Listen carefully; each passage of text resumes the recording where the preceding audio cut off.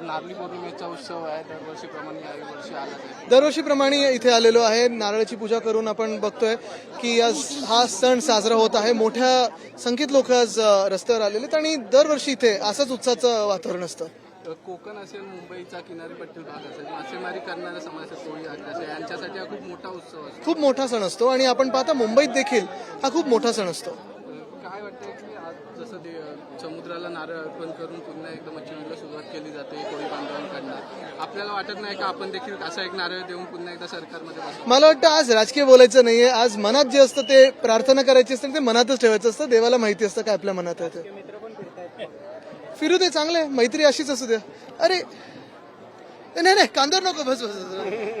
ते फक्त इलेक्शन आले तर फिरतायत, बाकी जेव्हा नाही. 5 वर्ष कोण नाही. पहिल्यांदा आलेत, जरा बघू दे मतदारसंघ कसा आहे वगैरे. बस पहिल्यांदाच मतदारसंघातून या ते देखील प्रयत्न करतात. काय वाटतं एकंदरीत? बघा, आम्ही कोणावर दुसऱ्यानं बोलणार नाही. आमचं काम आहे ते बोलकं आहे. सगळीकडे आपल्याला काम दिसतंय आणि लोकांचा प्रतिसाद हा चांगला आहे. लोक आमच्या सोबत आहेत.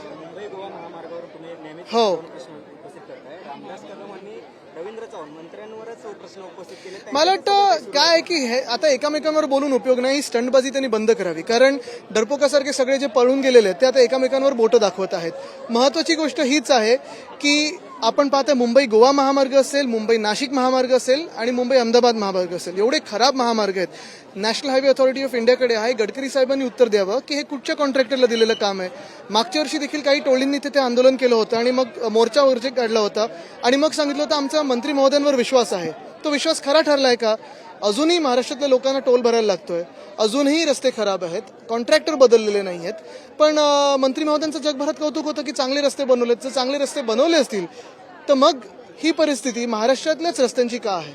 मुंबई गोवासह मागच्या वर्षी पण आपल्याला आठवत असेल, त्याच्या मागच्या वर्षी देखील आठवत असेल, डिसेंबरपर्यंत खड्डेमुक्त होणार होतं. मुंबईत देखील तीच परिस्थिती आपण वारंवार एक्सपोज देखील करत आहे. मात्र अजून देखील 12,000 कोटीचा मागच्या वर्षीचा आणि या वर्षीचा घोटाळा एकंदरीत आपण पाहत आहोत मुंबईमध्ये. उत्तरं नाहीत मुंबई महानगरपालिकेकडे. ती उत्तरं आता अपेक्षित सुद्धा नाही आहेत, कारण आमचं सरकार आल्यानंतर जे कोणी दोषी असतील त्यांना जेलमध्ये टाकल्याशिवाय मी राहणार नाही.